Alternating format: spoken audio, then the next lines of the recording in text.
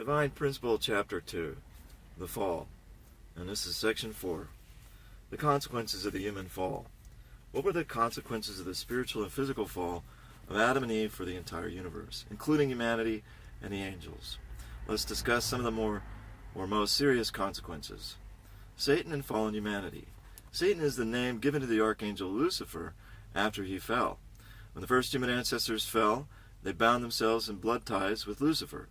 They formed a four-position foundation yoked to Satan, and thus all humanity became the children of Satan.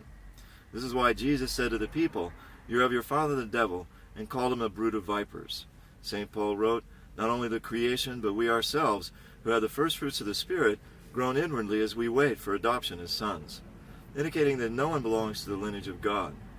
Instead, due to the fall of the first human ancestors, human beings are of the lineage of Satan. Had Adam and Eve reached full maturity and built a four-position foundation centering on God, the world of God's sovereignty would have been established at that time.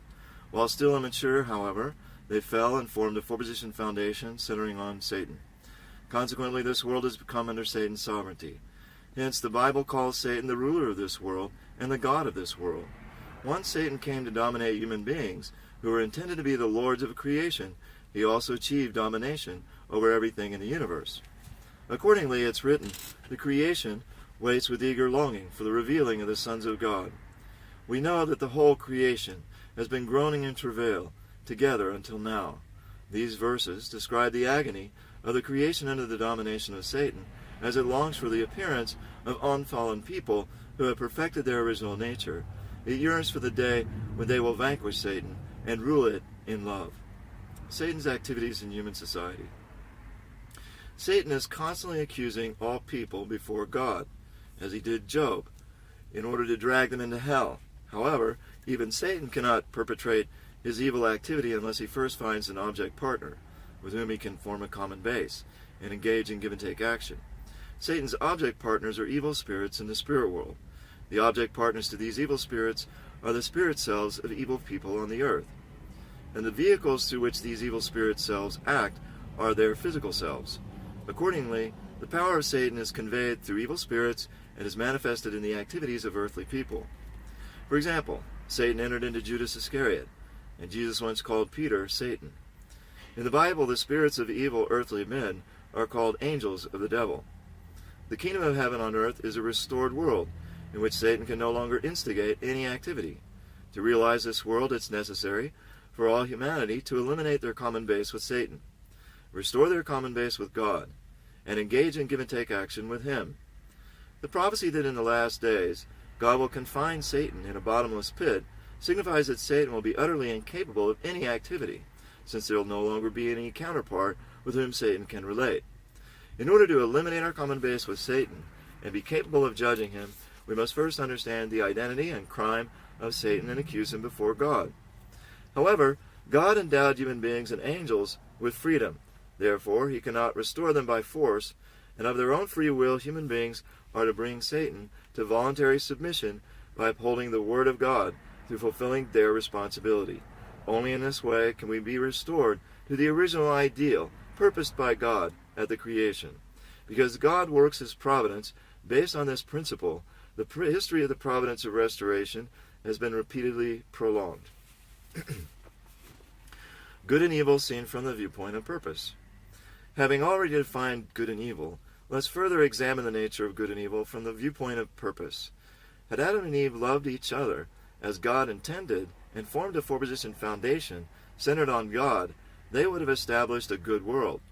But when they loved each other with a purpose contrary to God's intentions and established a four-position foundation centered on Satan, they ended up forming an evil world. This demonstrates that although good and evil elements or actions may take the same form, their true nature may be discerned through their fruits. They yield their fruits in accordance with the divergent purposes they pursue. We find many cases where an aspect of human nature conventionally considered evil is in fact good, if its purpose is directed toward the will of God. Let's take for an example the example of desire. Desire, which people often consider sinful, is actually God-given. Joy is the purpose of creation, and joy can only be attained when desire is fulfilled. If we had no desire, we could never experience joy. If we had no desire, we would not have any aspiration to receive God's love, to live, to perform good deeds, or to improve ourselves. Without desire, therefore, neither God's purpose of creation nor the providence of restoration could be fulfilled. An orderly, harmonious, and flourishing human society would be impossible. The desires, being part of our God-given nature, are good when they bear fruit for the purpose of God's will, or are evil when they bear fruit for the purpose of Satan's will. On this basis, we can deduce that even this evil world will be restored to goodness and become the kingdom of heaven on earth if it changes its direction and purpose according to the guidance of Christ. The providence of restoration may thus be interpreted as the process of changing the direction of this fallen world from its current satanic purpose to the purpose of building the kingdom of heaven, God's ideal of creation. Any standard of goodness set during the course of the providence of restoration is not absolute, but relative. In any particular period of history, obedient compliance with the doctrines expounded by the prevailing authorities are considered good, while actions in opposition to them are considered evil. But the change of an era ushers in new authorities and doctrines, with new goals and new standards of good and evil. For the adherents of any religious tradition or school of thought, complying with the precepts of its doctrine or philosophy is good, while opposing them is evil. But whenever a doctrine or philosophy undergoes a change, its standards of good and evil will also change according to its new goals. Similarly, if an adherent converts to a different religion or school of thought, then naturally his goals and standards of good and evil will change accordingly. Conflicts and revolutions can constantly plague human society, mainly because of the continual changes in standards of good and evil as people seek to fulfill divergent purposes. Yet throughout the endless cycles of conflict and revolution in human history, people have been seeking the absolute goodness which their original mind desires. Conflicts and revolutions in fallen human society will inevitably continue as people pursue this absolute goal until the final achievement of the world of goodness. The standard of goodness will remain relative only as long as the course of restoration continues. Once the sovereignty of Satan is expelled from the earth, then God, the eternal and absolute being, transcendent of time and space, will establish his sovereignty and his truth. In that day, God's truth will be absolute, and hence the purpose which it serves and the standard of goodness which it sets will both be absolute. And this cosmic all-encompassing truth will be firmly established by Christ at his second advent. The works of good spirits and evil spirits. We use good spirits as a general term for God, spirits on the side of God, and good angels. The general term for Satan and spirits on his side is evil spirits. The works of good spirits and evil spirits, as in the case of good and evil acts, generally have a similar appearance at the outset, but pursue contrary purposes. Over time, the works of a good spirit will increase a person's sense of peace and righteousness, and even improve his health. The works of evil spirits, on the contrary, will gradually lead to an increase of anxiety, fear, selfishness, and cause his health to deteriorate. It may be difficult for someone who doesn't know the principle to discern the works of spirits, but eventually, often belatedly, he'll recognize the nature of the spirits by the fruits they bear.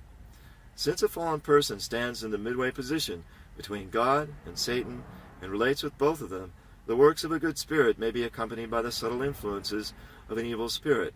In other cases, phenomena which begin as the works of evil spirits may, as time passes, merge with the works of good spirits.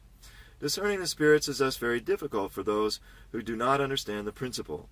It's a pity that many religious authorities, in their ignorance, condemn the works of good spirits by lumping them together with the works of evil spirits. This may place them in inadvertent opposition to the will of God.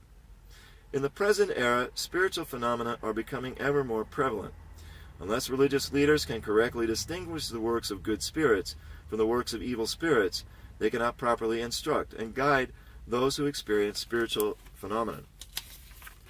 Sin. Sin is a violation of heavenly law, which is committed when a person forms a common base with Satan, thus setting a condition for give-and-take action with him.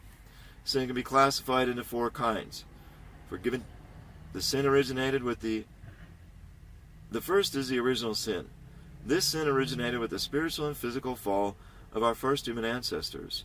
It's ingrained in our lineage and is the root of all sins. The second is hereditary sin. This is sin which one inherits from one's ancestors on account of their connection through lineage. And it's written in the Ten Commandments that the sins of the parents will be visited upon their descendants. The third is collective sin. This is a sin for which a person is responsible as a member of a group, even though he neither committed the sin himself nor inherited it from his ancestors. An example of this kind of sin is the crucifixion of Jesus. Although only the chief priests and certain scribes committed the deed when they sent Jesus to be crucified, the Jewish people and humanity as a whole have together shouldered the responsibility for this sin. As a consequence, the Jewish people were cast into the position to undergo grievous suffering, and humanity as a whole has had to walk a path of tribulation until the second coming of Christ. The fourth is individual sin, which is an individual himself commits. The original sin may be thought of as the root of all sins, hereditary sin as the trunk, collective sin as the branches, and individual sin as the leaves. All sins sprout from the original sin, which is their root. Without extirpating or eliminating the original sin, there's no way to completely eradicate other sins. However, no man is able to unearth this root of sin, buried deep in the recesses of time. Only Christ, who comes as the root and true parent of humanity, can grasp it and uproot it. The primary characteristics of fallen nature. Eve inherited from the archangel all the proclivities incidental to his transgression against God when he bound her in blood ties through their sexual relationship. Adam in turn acquired the same inclinations when Eve, assuming the role of the archangel, bound him in blood ties through their sexual relationship. These proclivities have become the root cause of the fallen inclinations in all people. They are the primary characteristics of our fallen nature. The fundamental motivation which engendered these primary characteristics of fallen nature lay in the envy the archangel felt toward Adam, the beloved of God. How can there be anything such as envy and jealousy in an archangel whom God created for a good purpose? The archangel was endowed with desire and intellect as a part of his original nature. Because the archangel possessed an intellect, he could compare and discern that God's love for human beings was greater than the love God gave to him. Because he also possessed desires, he had a natural yearning for God to love him more. This desire of the heart was naturally conducive to envy and jealousy. Envy is an inevitable byproduct of the original nature, like the shadow cast by an object in the light. After human beings reach perfection, however, they'll never be induced to fall because of incidental envy. They'll know deep inside that the temporary gratification they might feel from attaining the object of their desire is not worth the agony of self-destruction that would ensue. Hence, they would never commit such crimes. The primary characteristics are a world that has fulfilled the purpose of creation is a society built upon organic interrelationships, much like the structure of the human body. Recognizing that the downfall of an individual would cause the whole to perish, society will keep its individual members from such self-destruction. In this ideal world, the envious desires that arise incidentally from the original nature will be channeled into spurring the progress of humanity. They'll never cause people to fall. The primary characteristics of the fallen nature can be divided broadly into four types. The first is failing to take God's standpoint. A principal cause of the archangel's fall was his failure to love Adam with the same heart and perspective as God. Instead, he felt jealous of Adam. This led him to tempt Eve. An example of this characteristic of the fallen nature is when a courtier feels jealous of his king's favorite, instead of sincerely respecting him as the one whom the king loves. The second is leaving one's proper position. Seeking more of God's love, Lucifer desired to enjoy the same position of love in the human world as he had in the angelic world. This unrighteous desire caused him to leave his position and fall. People are induced by unrighteous desires to step beyond the bounds of what is right and overreach themselves because of this primary characteristic of the fallen nature. The third is reversing dominion. The angel who was supposed to come under the dominion of human beings instead dominated Eve. Then Eve, who was supposed to come under the dominion of Adam, dominated him instead. This disruption of the proper order has borne bitter fruit. Human society is thrown out of order by people who leave their proper position and then reverse the order of dominion. These repeated occurrences are rooted in this primary characteristic of the fallen nature. The fourth is the multiplication of the criminal act. After her fall, had Eve not repeated her sin by seducing Adam, Adam would have remained whole. The restoration of Eve alone would have been relatively easy. However, Eve spread her sin to others by inducing Adam to fall. The proclivity of evil people to entangle others in an expanding web of crime stems from this primary characteristic of the fallen nature. Section 5. Freedom in the fall, in the human fall. The meaning of freedom from the viewpoint of the principle. What's the meaning of true freedom? In light of the principle, three characteristics of freedom stand out. First, there's no freedom outside the principle. Freedom requires both free will and the free actions pursuant to that will. The former and the latter have the relationship of internal nature and external form. And perfect freedom is achieved when they are in harmony. Therefore, there cannot be any free action without free will, nor can free will be complete without free actions to accompany it. Free actions are generated by free will, and free will is an expression of the mind. Since the mind of an original, sinless person cannot operate outside of God's Word, that is, the principle, it will never express free will or generate free action apart from the principle. Undoubtedly, the freedom of a true person never deviates from the principle. Second, there is no freedom without responsibility. Human beings created according to the principle can reach perfection only by fulfilling their responsibility based on their free will. Accordingly, a person pursuing the purpose of creation, as prompted by his free will, ceaselessly strives to carry out his portion of responsibility. Third, there's no freedom without accomplishment. When human beings exercise freedom and carry out their responsibility, they strive to accomplish results which complete the purpose of creation and bring joy to God. Free will ceaselessly pursues concrete results through free actions. Freedom in the human fall. To summarize, freedom cannot exist outside the principle. Freedom is accompanied by the responsibility laid out in the principle, and freedom pursues accomplishments that bring joy to God. Free actions generated by free will bring about only good results. Therefore, it cannot be that freedom caused the human fall. It's written, "Where the Spirit of the Lord is, there is freedom." This freedom is the freedom of the original mind. As long as Adam and Eve were bound by God's warning not to eat of the fruit of the tree of the knowledge of good and evil, they would have kept this commandment by their free will and without God's intervention. Certainly the freedom of the original mind, which is inherently responsible and seeks the good, was prompting them to obey it. When Eve was about to deviate from the principle, the freedom of the original mind aroused fear and foreboding in her in an attempt to prevent her from deviating. Ever since the fall, this freedom of the original mind has been working to bring people back to God. Working in this way, freedom could not possibly have caused human beings to fall. Rather, the human fall was caused by the stronger power of unprincipled love, which overwhelmed the freedom of the original mind. In truth, human beings lost their freedom as a result of the fall. Yet even fallen people possess intact a seed of their original nature, which seeks freedom, and this makes it possible for God to carry on the providence to restore it.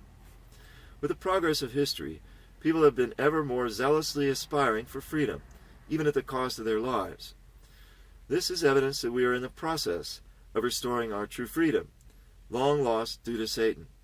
The purpose of our search for freedom is to facilitate the accomplishment of our God-given responsibility, which is essential for fulfilling our purpose of creation.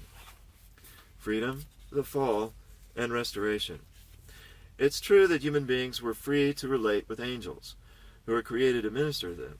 However, since Eve's heart and intellect were still immature when she was tempted by the angel, she became confused emotionally and intellectually. Although the freedom of her original mind induced in her a sense of foreboding, because the power of love between her and the angel was stronger, she crossed the boundary and fell. No matter how freely Eve was relating with the angel, if she'd maintained unwavering faith in God's commandment and not responded to the angel's temptation, then the power of the unprincipled love would not have been generated, and she wouldn't have fallen. Therefore, despite the fact that freedom permitted Eve to relate with the angel and brought her to the brink of the fall, what pushed her over the brink was not freedom, but the power of unprincipled love. Since Eve was created to interact in freedom with angels, she naturally related with Lucifer. Yet when Eve and Lucifer formed a common base and engaged in giving and receiving action, the power of the unprincipled love which was generated caused them to fall. Conversely, since fallen people can also relate with God in freedom, if they follow the words of truth, form a common base, and engage in giving and receiving with Him, then the power of unprincipled love can revive their original nature. Indeed, the freedom of the original mind yearns to cultivate fully the original nature. Hence, people at every age have been desperately crying out for freedom.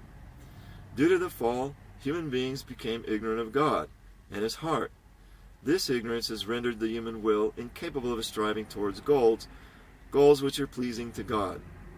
As God has given spirit and truth, meaning internal knowledge and external knowledge, to fallen people according to the merit of the age and the providence of restoration, their heart, which yearns for the freedom of the original mind, has gradually been revived. In step with this progress, their heart toward God has also been restored, strengthening their zeal to live according to His will. Moreover, as aspirations for freedom mount in intensity, people will demand a social environment conducive to its realization. When the social circumstances of an era cannot satisfy the desires of freedom-loving people, revolutions inevitably erupt. The French Revolution in the 18th century is one example. Revolutions will continue until true freedom has been fully restored. Section 6. The reason God didn't interfere with the fall of the first human ancestors. God, being omniscient and omnipotent, must have known about the deviant acts of the first human ancestors which were leading to their fall, and was surely capable of preventing them from carrying them out. Why, then, did God not intervene to prevent the fall? This is one of the most important unsolved mysteries of the ages. We can put forward the following 3 reasons why God did not interfere with the human fall. First, to maintain the absoluteness and perfection of the principle of creation. In accordance with the principle of creation, God created human beings in His image, with the character and powers of the Creator, intending that they govern over all things as He governs over humanity. However, for human beings to inherit the creative nature of God, they must grow to perfection by fulfilling their portion of responsibility. As explained above, the period of their growth is the realm of God's indirect dominion, or the realm of dominion, based on accomplishments through the principle. While people are still in this realm, God doesn't directly govern them because He wishes to allow them to fulfill their own portion of responsibility. God will govern them directly only after they've reached full maturity. If God were to interfere with human ancestors during their growing period, it would be tantamount to ignoring the human portion of responsibility. In that case, God would be disregarding His own principle of creation, according to which He intends to give human beings His creative nature and raise them to become the lords of creation. If the principle were ignored, then its absoluteness and perfection would be undermined. Because God is the absolute and perfect Creator, His principle of creation must also be absolute and perfect. In summary, in order to preserve the absolute and perfection of the principle of creation, God didn't intervene in the acts that led to the human beings to fall. Second, that God alone be the Creator. God only governs over a principled existence, which He has created, and only sways the course of principled acts. God doesn't regulate any unprincipled existence which He didn't create, such as hell, nor does He interfere with any unprincipled act, such as criminal acts. If God were to affect the course of such beings or acts, then they would be necessarily given the value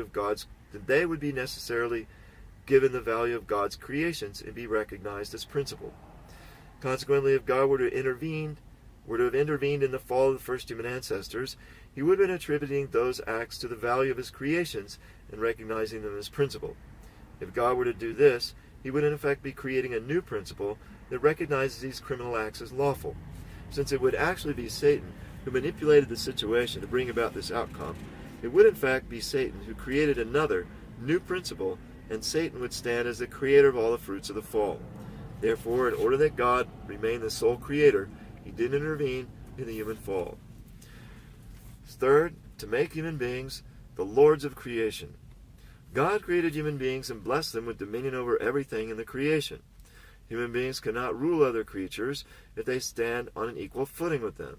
They must earn certain qualifications to exercise their God-given mandate to govern. God is qualified to govern human beings because He is their creator.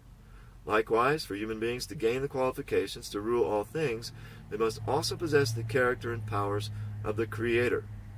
In order to give them creatorship and make them worthy to govern all things, God has human beings perfect themselves by accomplishing their own portion of responsibility until the end of their growing period. Only by perfecting themselves in accordance with the principle can they earn the qualifications to rule the universe. If God were to rule directly and control the lives of human beings who are still in a state of immaturity, this would in effect grant the authority of a ruler to those who are unqualified to rule. That is, it would have the effect of granting this authority to those who have not yet fulfilled their responsibility or earned God's creatorship. It would contradict God's principle because he would be treating an immature person as if he were mature. God, the author of the principle, would be disregarding his own principle of creation, which he established in order to enable human beings to inherit the nature of the Creator and govern the creation. Consequently, it was in order to bless human beings as the lords of creation that God had to restrain himself from intervening in the acts of immature human beings, as he watched with trepidation their tragic fall.